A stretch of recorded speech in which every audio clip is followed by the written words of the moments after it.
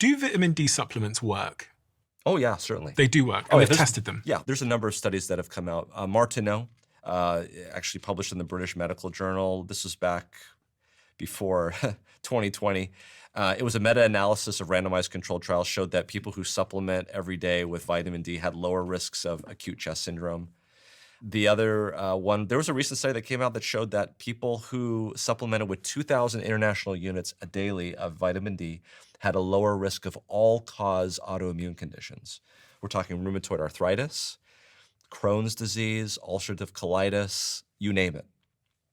That was a study that came out that we actually reviewed that on our MedCram channel. Because I've heard before in Yeah. the past that a lot of vitamin supplements we take don't even get into our bloodstream and into our bodies. Yeah, so vitamin D is very interesting. It is a supplement and it is a vitamin, but it's also a hormone. Okay. It actually manipulates DNA production, so it is quite interesting. But these are well described randomized controlled trials. So if you're looking at the autoimmune condition, this was actually a study that was designed looking at cardiac disease. They actually had two arms, one with omega fatty acids and vitamin D, and they showed that in the vitamin D group there was a statistically significant reduction in autoimmune conditions. I supplement with vitamin D. Here's the concern I have is if you are going to supplement with vitamin D, make sure that you get your levels checked. Why? The reason is because it is a fat-soluble vitamin and it is possible to take too much. What happens if you take too much? It can affect calcium metabolism and you can have issues with calcium, too high levels of calcium. It's very rare, but it can happen. And I don't mean to say that in a sense that I dissuade people from supplementing, because I think supplementation can be good, but at some point you want to get a level check to see where you are.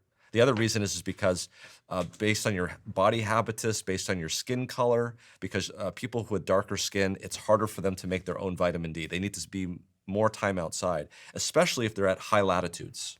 So like me living in the UK, Exactly. I need to be outside more. It's going to be harder for you to make as much vitamin D as somebody who, for instance, if you were living at a lower latitude or if you had lighter skin, yeah. What is vitamin D doing in my body? Oh, good question. Lots of things. So vitamin D, if you were to look at the structure of vitamin D, I actually did research on this interestingly in college. I used to make starting material for the graduate students. It's a lipid-soluble molecule. And because it's lipid-soluble, it's able to go right through into the nucleus and actually go onto the DNA and combine with proteins that actually affect the transcription of your DNA. So in other words, depending on which cell type we're talking about, it can cause a lot of interesting changes. So it affects calcium metabolism. There's vitamin D receptors on your immune system.